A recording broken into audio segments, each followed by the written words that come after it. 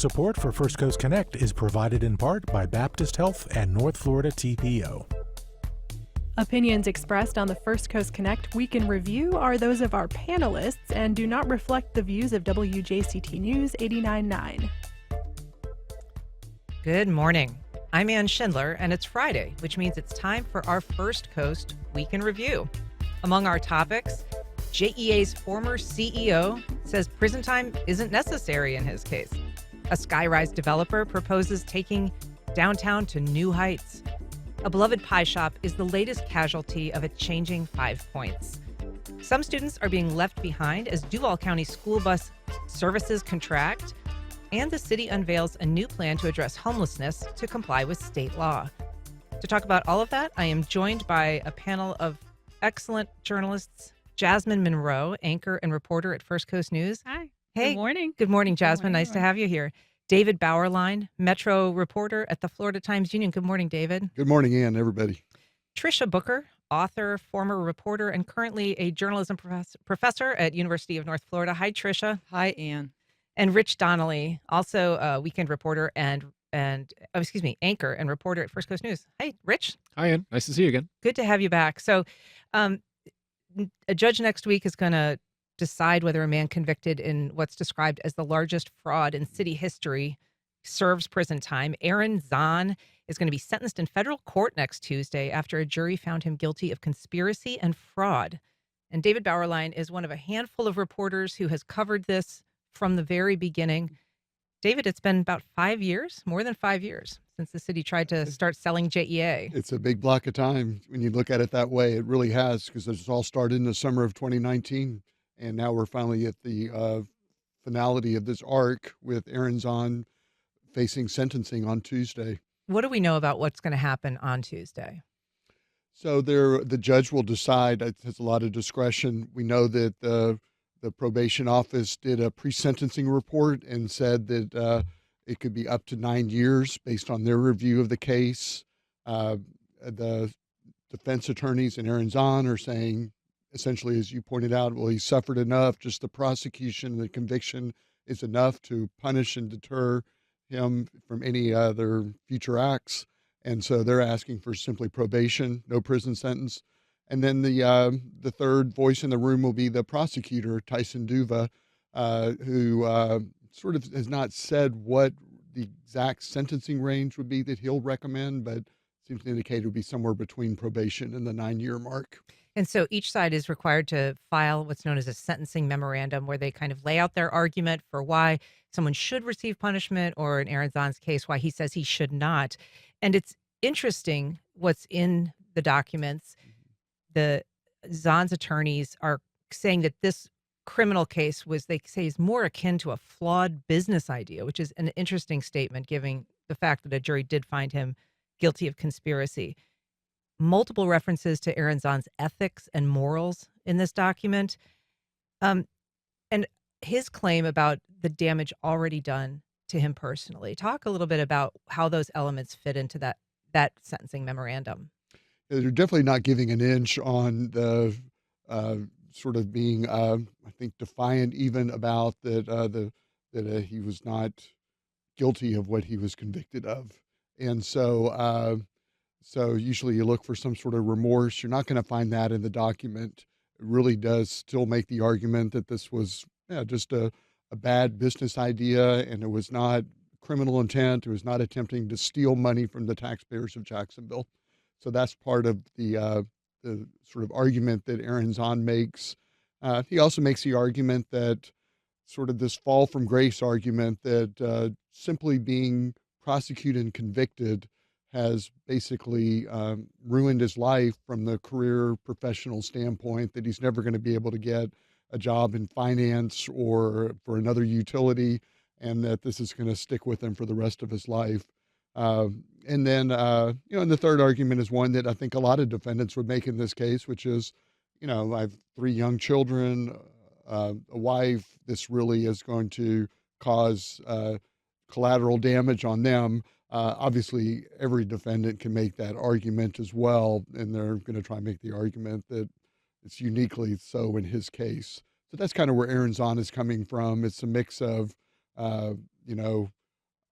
still don't feel like I was convicted of something, that I'd committed a crime, and just virtue of the fact that I've been convicted is more than enough punishment for me. Do you think we'll hear him speak at the sentencing hearing? It could be possible. Yeah, I guess that could be possible. I would not be surprised. I think that he might feel like he's his own best advocate.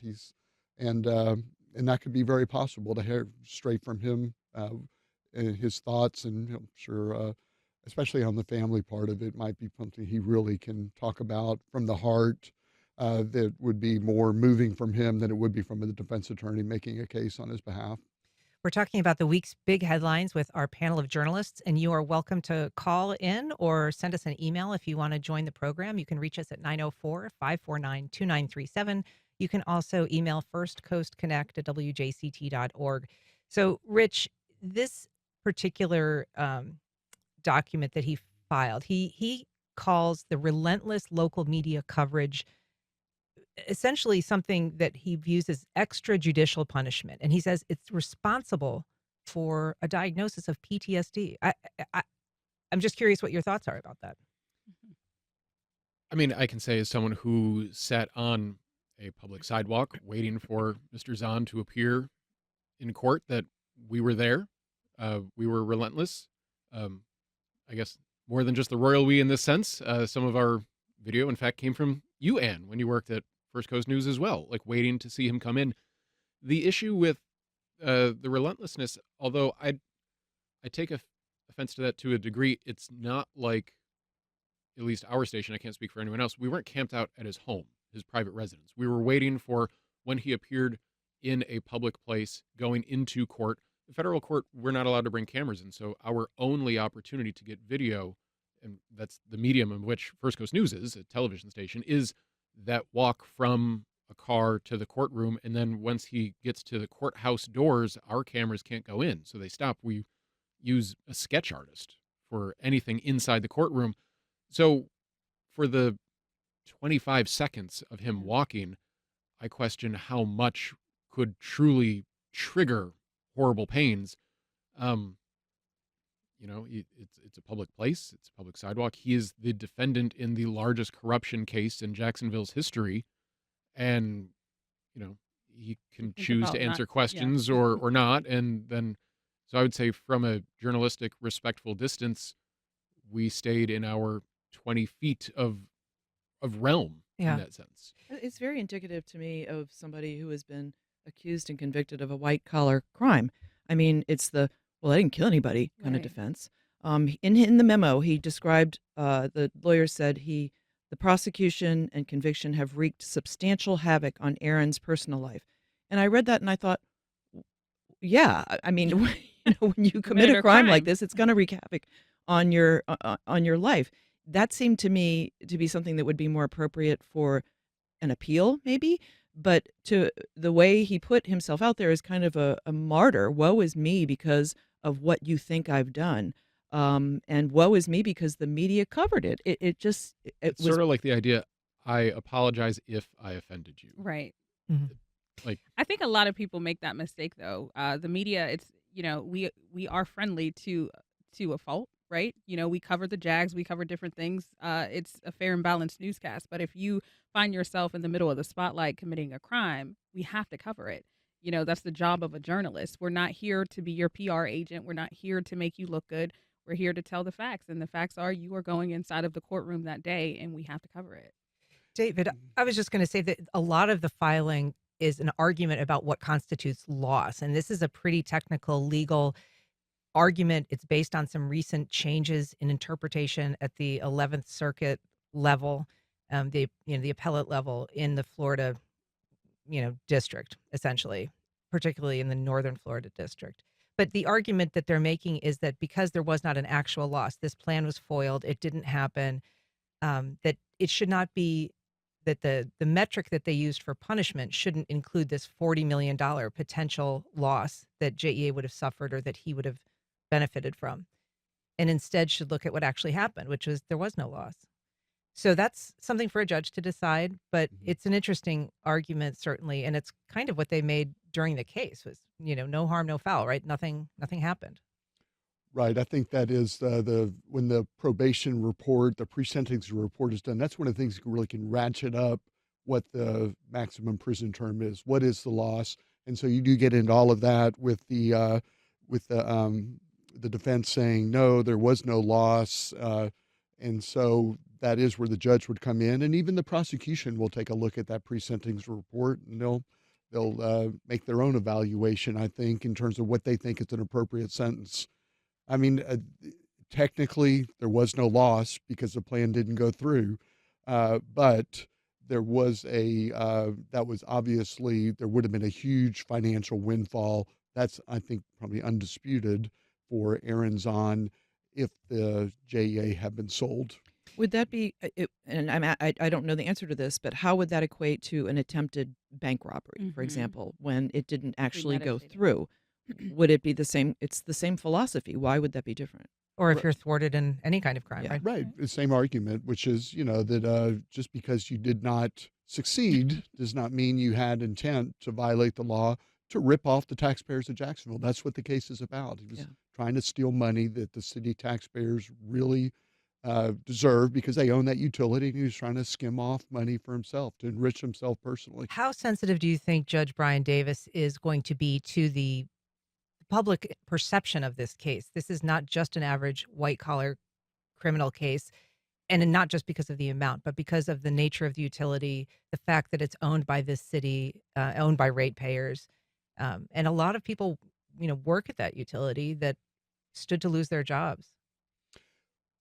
I would think, and we'll see what he says on Tuesday, but I would think a judge would be sensitive to the idea that giving probation in this case after such a high-profile prosecution with so much at stake, that he would be sensitive to the argument that the prosecution's going to make, which is probation would essentially be sending a bad message to others who might want to use their positions of public trust to violate that and try to make money off it, because that would be kind of saying, well, yes, we've convicted you of all these of fraud, of conspiracy, but that's fine. Just convicting you is enough. I think that's probably something that a judge would look at and say, what's the deterrent effect of having an actual prison time for this magnitude of the crime that was committed here? Based on that, Rich, you think that there would be at least some prison time in this case as opposed to strictly a probationary sentence? I would imagine, especially given the fact that he could have faced up to 25 years initially based on a lot of the reporting. The fact that, a new document says recommended, up to 9 years. 9 is not close to 25, and certainly probation is not close to 25. And to David's point about being a deterrent for future actors in this case, if you're going to get hey, please don't try and do this again, what kind of deterrent does that send? It's interesting, too, that they're not asking that this count necessarily towards his punishment, but in addition to the $40 million that they say he stood to gain if this fraudulent retirement stock benefit plan went through after a sale of JEA or during a sale of JEA, they've looked at what it cost JEA because of downgraded, bonds or their value, the expense that they've incurred defending Aaron Zahn himself because of their insurance policy, the money that they've expended in other ways, accounting, lawyers, things that they had to buy or do. And that was a substantial amount. I think it was like another $40-50 million, wasn't it? Yeah, I think the amount of consultants I thought was somewhere in the range of $11 million. I mean, whether they would have spent that money regardless, because there was, separate and apart from the scheme that Aaron Zahn cooked up, there was an interest in potentially selling JEA. What cooked that effort was Aaron Zahn in this bonus scheme, and once that was exposed, that sunk it. We have a message from Brandon on Facebook. He says the failure to properly punish white collar crime is a big reason that corporate corruption is just an assumed part of society. There is a perception, I think, that it isn't equitable, Jasmine, that there is this stark difference between, how white collar criminals are punished, even though their impact can be much greater in terms of on a societal level.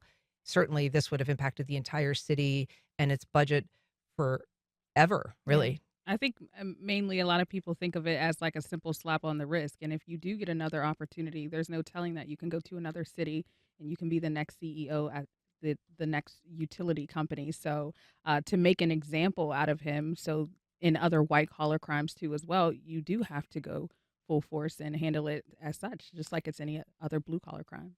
I want to shift gears now and talk about a new proposal for a new tallest building in Jacksonville. And if you want to join our conversation, you can reach us on air at 904-549-2937. You can also email firstcoastconnect@wjct.org. And you can reach out on social media. Rich, so let's talk about this. This would be the tallest building in the Southeast from Miami to Atlanta. Where would it be located? What would it look like? Tell us about this. You covered that this week. Okay, so the Downtown Investment Authority had a workshop earlier this week, and they were talking about 3 distinct parcels of land along the north bank of the St. Johns River in downtown. The eastern half of Riverfront Plaza, next to the Main Street Bridge, directly across the other side of the bridge, the parking lot in between the Main Street Bridge and the Hyatt, and then also the sort of the where the former courthouse used to be on Bay Street, Ford on Bay, where River Jams has been in previous years. So those 3 parcels of land, and the idea from the Downtown Investment Authority was that these 3 specific plots could generate tons of revenue for the city, be a driving force behind the continued redevelopment of downtown. And one group that was at this meeting, people from Cross Regions Development, and they would like the plot that's east of the Main Street Bridge in between the Hyatt, and they want to build a building with 35,000 square feet of retail and restaurant space and 320 condos, and it would be Jacksonville's tallest building and the tallest building between Atlanta and Miami, and quite frankly, I think it looks like a sword in sort of a cool way. But, I'm not sure how this is going to progress, because yes, it's a bold plan, but we've seen a lot of development downtown not quite get off the ground in this stretch. And these are the earliest renderings possible. We would be years away from this. We're at the proposal side of the investment group. Not even, they're not in front of city council. This is not coming tomorrow. Like, Right. Shovel's not meeting dirt tomorrow. We're years away, but it's intriguing. And I asked Doug Smith, who's the COO of Cross Regions, is this sort of the chicken or the egg scenario? Do you need major development to draw other restaurants, entertainment, business, reasons for people to live downtown? You'd need 320 families to fill these condos if the building was to be full. That's a lot of people. I want to take a call from Paul in downtown. Good morning, Paul. Go ahead. Good morning. Good morning. How are you? Very well, thank you. Whether you look at this as just another rendering or not, the one thing that's positive is that it is the first condo that's being proposed on the south or north bank.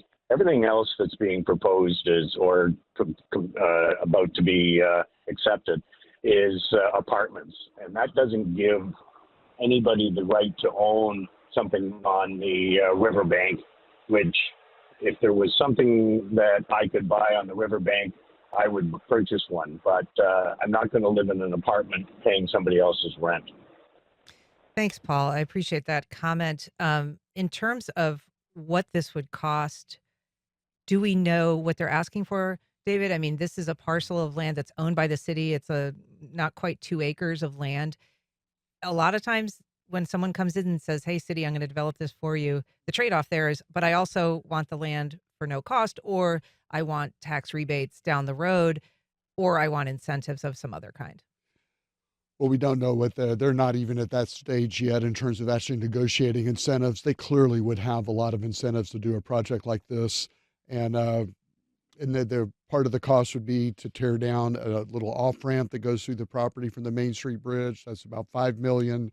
If they were to move this big sewer pipeline that runs along the riverfront to create some more space for this big condo tower, that would be, I think, early estimates like 10 million. So just the public cost would be pretty substantial. Just to prepare the site. Right. And then they probably have some property tax rebates, and you would guess they'd go to the usual menu. They did say they don't want a completion grant, which is this new kind of tool where, if you get an A on your report card, you get a lot of money. Or if you did what you said you were going to do, you get a reward. Yeah. So they evidently are not asking for one of those big, huge completion grants. Yeah, it is interesting to the caller's point. I mean, the only place you can actually buy something downtown is a home. There's some townhomes in the LaVille area, and they seem to be selling okay. But if you're going to do a condo tower, that's the real test of the Jacksonville downtown market. Are enough people going to say, yeah, I'll pre-lease it to make it feel like you can build this building without it being empty? We've got a call. I'm sorry. Let's just going to take Mark from the West Side. Good morning, Mark. Go ahead. Hi, good morning. I call about these things every time. It's maddening to me that these private companies come into our city, usually from elsewhere, and say, we're going to build you this big, new, shiny thing, and we want you to help us pay for it. If this were Alaska somewhere, I'd say go for it. But, every couple of weeks we hear that Jacksonville is in the top 5 city of people moving to, or the top 5 growth, St. Johns County, Duval County. We don't need this. What I would like to see a city council or the Downtown Development Authority or somebody say no once in a while. I don't think Mayor Delaney, you should get him on the phone. Mayor Delaney, when he started all this, said this was strictly prime the pump. It's not meant to be a forever thing. And, we've had it for 25, 30 years now, and it seems more entrenched than less. I mean, if this is such a good idea, let them pay for it. And does that hold any sway with anybody that, hey, our building is 10 feet taller than the next tallest building in Miami? I mean, that's ridiculous. That sounds like something from the 20s. Thank you. I wanted to ask you about that, Jasmine. I mean, how much does bragging rights for the tallest building matter, whether it's in downtown Jacksonville or biggest in the Southeast? I mean, the comparison, it's a good punchline. Everyone loves the good headline. Everyone knows that that's clickbait, just a building taller than Miami to Atlanta. That's pretty incredible. I say it all the time, no matter what, if you build it, they will come. Jacksonville is such a beautiful city. I moved here from Cleveland, Ohio. I've watched Cleveland, Ohio continue to grow and prosper because they started building things downtown. They started opening restaurants, apartment complexes. Families started moving, not just single, young entrepreneurs. It was families that were moving back downtown. And honestly, I mean, you have to take a chance eventually. Rich, you were going to say something. Well, I was going to say to David's point about the JEA sewer line, that's not an easy thing to do, and it's a necessary one. It was described as a high-flow sanitary sewer line that is next to the river, and so it can't go into the river, and that's something that there's potential pollution issues that need to be considered. If there's the one on San Jose that cracked and caused issues. You can't have that flow into the river. And then Cross Regions, I believe, is local, or has a local connection. They did some development in St. Johns County, and I think they were saying in Amelia Island as well. So it's not necessarily, carpetbagging prospectors coming down just asking for a handout. I do believe they have considerable ties to our area. And to Jasmine's point, clickbaity, yeah, to a degree. This story's been the top performing story on our website since it was posted 2 days ago. Interesting. So people have taken notice. Tricia, nobody is lining up to offer you riverfront property with tax rebates for the next 30 years. Not that I know of. You haven't heard. But the idea is that this is supposed to catalyze growth. And I think for a lot of the city, there have been, as we speak often of, these renderings, these promises that are made of something or another that is going to actually kickstart a serious growth spurt. Yeah, this feels like downtown development redux. I mean, we're talking about this every few months, it seems like, and there's not a cohesive plan that people can grab onto. And I think when you have something like this proposed, it's hard for people to imagine how it's going to change the nature of our skyline, how to change the nature, how is it going to affect downtown, and it's going to be so long in the future. Although I did notice that a few years ago, China built a 54-story building in 19 days using modular pieces. but I don't think that that's what they're Wow. planning That's here. not a plan. That's not a plan. But 3-5 years down the line, it's hard for them to imagine, well, where's downtown going to be at that point? Is this building going to be able to flow with whatever downtown development plan we have in place at that point? Right. We've got a call from Matthew in San Marco. Good morning, Matthew. I love San Marco. Hi, good morning. Good morning. Go ahead. I just want to say I'm 29 years old. I'm a young professional. I live in San Marco, and I am excited to just see development in downtown. I know there's been a lot of questions about, where the city is investing money lately. But I mean, I think developing downtown should be, one of the forefronts of the conversation here. Because I mean, as of now, there's not much there. There's nothing drawing anyone downtown. And I know there was a big question about the chicken and the egg here. I mean, are they going to be able to fill 340 condos without much else around the area? But I mean, I think you also mentioned there's 35,000 square feet of retail and entertainment space in this building. That in and of itself will be a draw. And as you also mentioned, this is going to be a really long process. I mean, there's years of planning and development and approvals and permitting and then construction. And I mean, that puts everyone else on notice maybe this is it. This is go time. Let's start developing around this area. So I think this is a step in the right direction. And I think it will usher in probably a significant amount of development in that area. Great. Thank you, Matthew. Appreciate your thoughts. We also have a question from Anita on Facebook. She says, any estimate on the net loss in millions of dollars to Jacksonville so far on failed subsidized projects? Oh, wow. Remembering shipyards and others. David, you're, the most veteran business reporter in this city. Has anybody tried to calculate lost millions of dollars on failed subsidized projects? No, I haven't. That would be an interesting research project to take a look at that. I mean, a lot of these projects, it's, someone comes in with a big proposal. There's incentives that are offered.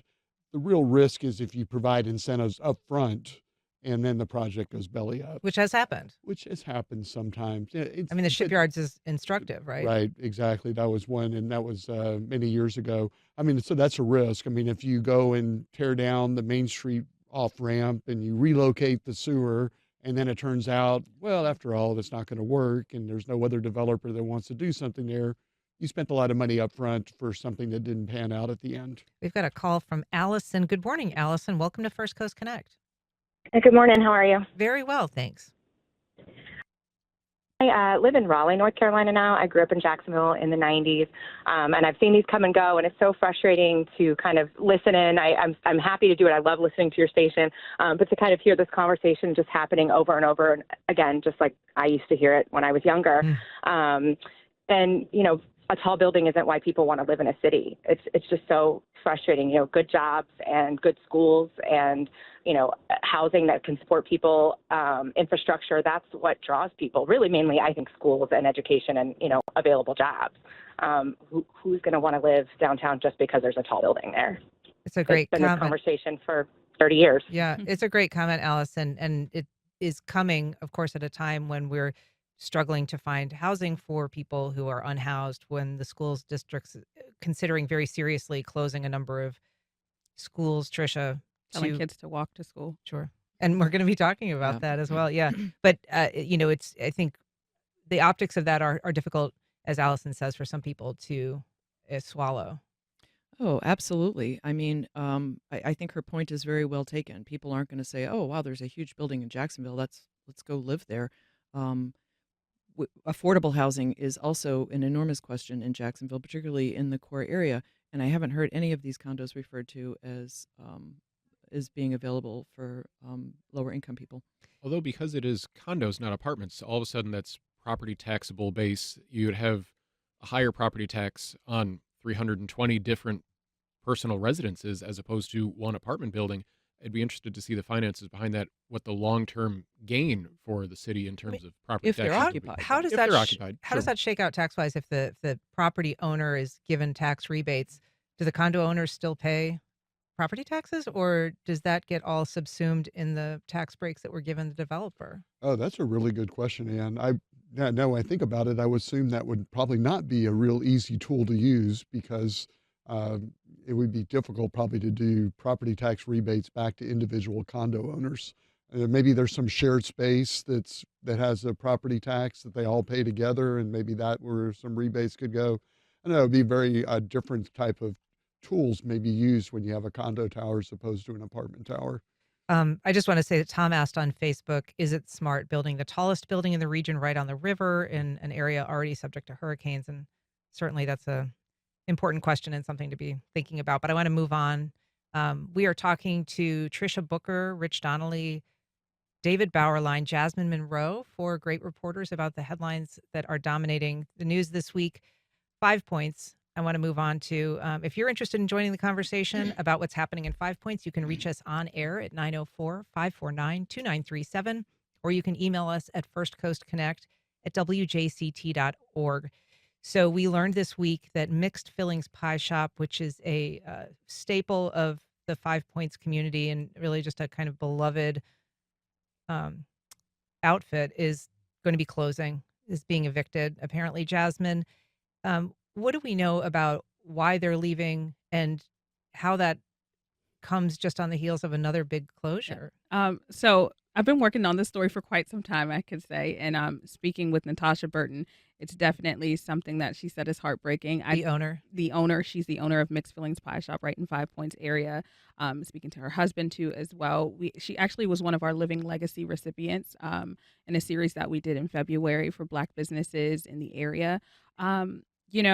She had a lot of things that she put on the table, and it was complaints when it came to the landlord and the response time to the landlord. But still, this story is an ongoing story that we, of course, are working on. There are things, there are sides, there are lease agreements, there are complaints that had happened during the time.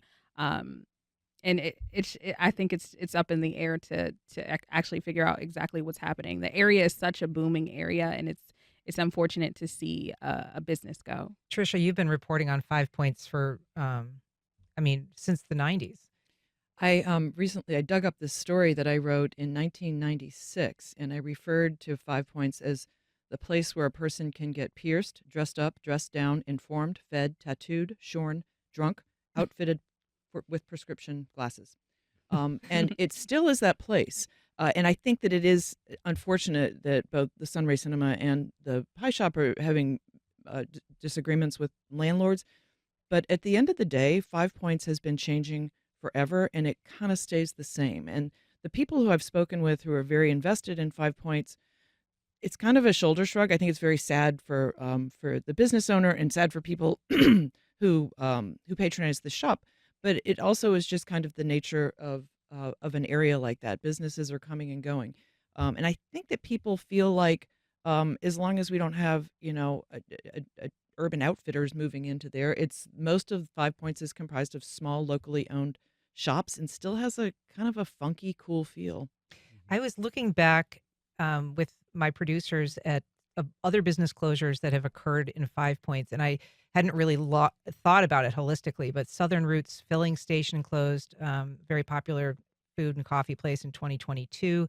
Costa's Pizza closed after 41 years in 2021. Black Sheep closed in May 2023. And then, of course, Sunray, which is a big loss for a lot of people because it was a destination, Rich. The theater there, it was really part of the heart and soul of that community. It was also sort of as people came out of the pandemic, it was an interesting way to come back to in-theater movies as well, because you had the vibe, you had the atmosphere. It wasn't the 20 different movie plexes that everywhere in the suburbs can go. It was unique. It was old world, but it was hip. It was new with old all at the same time, wrapped up. And some of the movies that they would play were interesting. It was not necessarily playing the hits. It was an event in and of itself to be in the theater and then to also go to the movie. And delicious popcorn. There you go. Rocky horror. Yeah, right. We got an email from Danae. She says maybe the city council could help Sunray Cinema find a downtown location and then work on Trader Joe's. These are both major draws. I don't know that either of those are in the works, but I mean, how much does the city help smaller businesses, David, compared to these large projects with the beautiful renderings and the big asks? Well, there are in downtown. They do have some special programs for small businesses that will help them go in and renovate a building, take care of some of the upfront costs.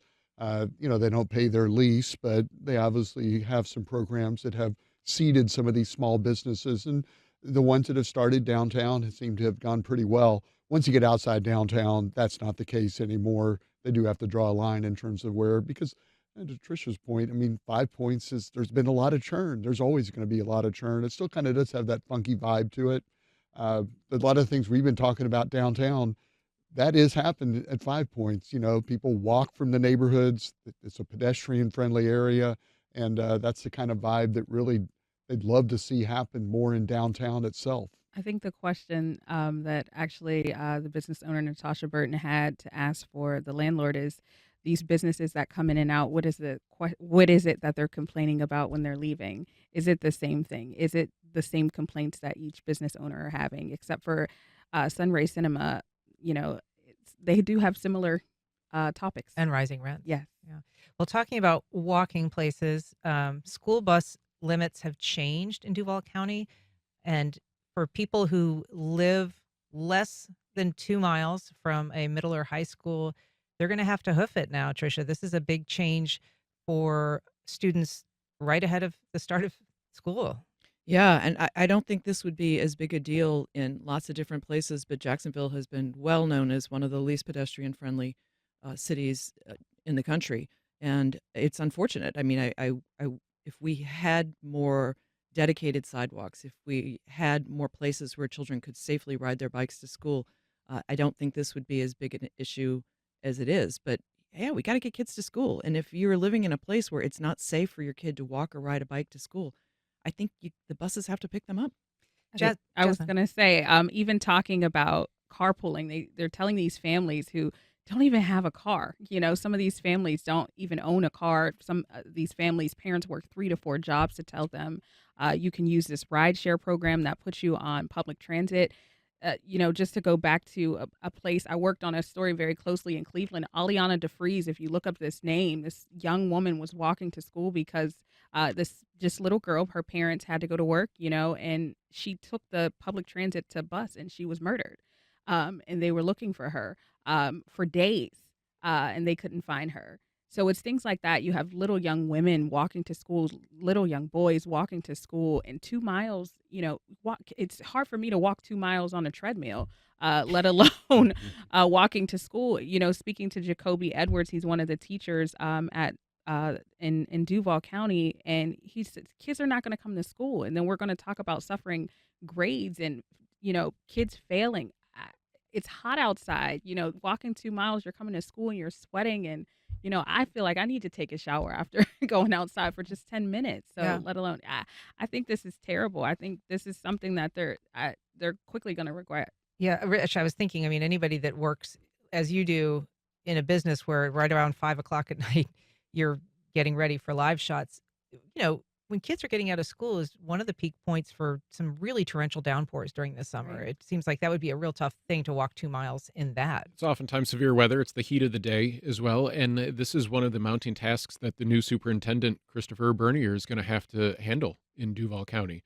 Aside from budget cuts throughout the entire district and a loss of teacher jobs, yes, dealing with Student Transportation of America and Durham buses, these are major issues that he's going to have to deal with that, quite frankly, that's what the money's for. That's why he's in the job. He's tasked with fixing these problems.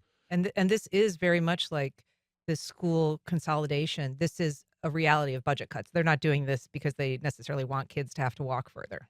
Yeah, it's a way to save money, but there are some trade-offs there, right? I mean, if I thought the story that Jasmine's talking about, where the teacher was talking about how if you're a young student and it's raining cats and dogs, and you've got to walk 2 miles in the rain, maybe you decide not to go to school that day, and that's not the outcome that anybody wants. I was shocked actually that the current limit is 1.5 miles. Yeah. So they're adding out to 2 miles. To me, 1.5 miles is a long way.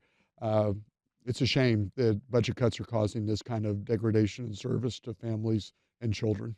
And to Jasmine's source's point, the increased truancy rate is going to lead to more costs for Duval County. I mean, it's not. I don't think they're really thinking ahead about the impacts that this could have. And I just to even hear some people say it's only 1,100 students. If that's your kid, imagine hearing someone saying it's only 1,100 and you're included in that 1,100. Yeah. I want to move on and talk about a new plan that was unveiled this week to deal with homelessness in the city. This is a plan to comply with a new state law that bans camping, so that can be enforced. It is not illegal anymore to remove people who don't have another place to go. So this is a broad 12-step plan, David. It's 5 years in the implementing of it. Tell us some of the parameters. Yeah, basically the state says you've got to crack down on public camping. And we see some of that around downtown, those of us who go downtown where people have tents or they're just sleeping on sidewalks. That'd be one example of it, but it's in the suburbs as well. I mean, I've been out to a big box store. I live in East Arlington, and just off the parking lot, there's 4 or 5 tents in the woods. So there's people who have no place to live. They're pitching camps or just sleeping out there in the elements. So the idea is this is not acceptable. And so now they're going to create some new programs to try and expand the number of beds available in shelters. They're going to try and have a better information keeping system, which I thought was kind of interesting, that if the police get a call and somebody's out there at midnight camping in a public place, then they're kind of in a, what do? We don't know where the shelters have space. Don't want to take them to jail. That's the worst case scenario in these cases. So they're going to try and create a better system where they know at any given time there's space at this shelter. You can take that person there. So that's going to help, I think, in terms of right sizing things. But still, it's going to be, I think, how is this all going to work? If it doesn't work well, then you're going to have homeless people in jail. And that's the worst possible outcome for this. And there's also going to be some wraparound services to help people. One thing that I thought was interesting was the expansion of intake hours. And I didn't realize this, but basically until this takes effect, you're only during business hours is when you can go get into a shelter. Homeless experts and advocates here say that that's a key. Nighttime is a really key time, where people are being found unhoused, particularly by police, but there's no option. Mm-hmm. And so this would basically make that at least a more 24/7 option. I think that's excellent, but I also noticed while I was going through the 12 points that I didn't see anything that referred to mental health and addiction. And Right. one of the my sources in the homeless community say one of the major problems with bringing people to shelters is that a lot of times, or even housing, is that you have to be drug free. And a lot of these people are not drug free, they're not addiction free, and they won't be until they have safe housing. So it really becomes a dilemma. And I think that's going to be an ongoing battle. Tricia Booker, David Bauerlein, Rich Donnelly, and Jasmine Monroe, thank you all so much for being here. You're welcome.